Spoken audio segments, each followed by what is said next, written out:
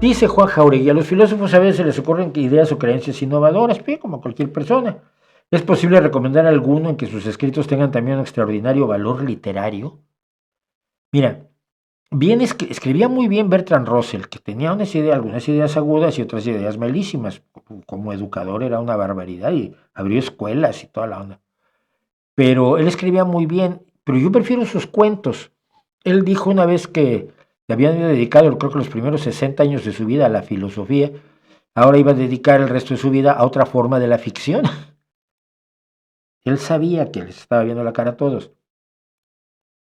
Y escribió un libro de cuentos maravilloso, absolutamente maravilloso, el señor Bertrand Russell. Entonces,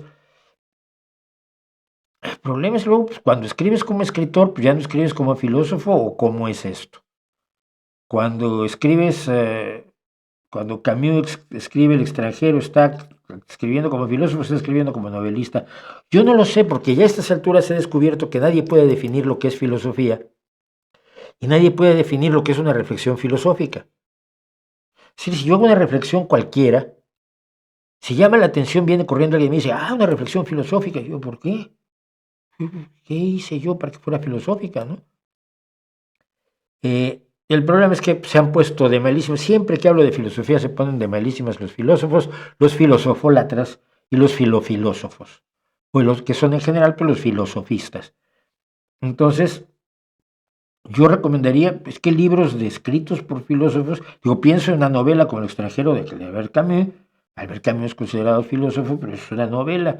Y los cuentos de Bertrand Russell. El que un filósofo tenga una idea aguda, interesante, valiosa, yo no creo que se le pueda atribuir a la filosofía. Ese es el otro problema. Porque no sé qué es la filosofía, no me definen qué es la filosofía. Estuvo pensando en el tema y se le ocurrió esta idea, pues está muy bien, eso es filosofar. Entonces todos filosofamos todo el día, entonces la filosofía, si todo es filosofía, nada lo es. Es un poco complicado esto. Entonces,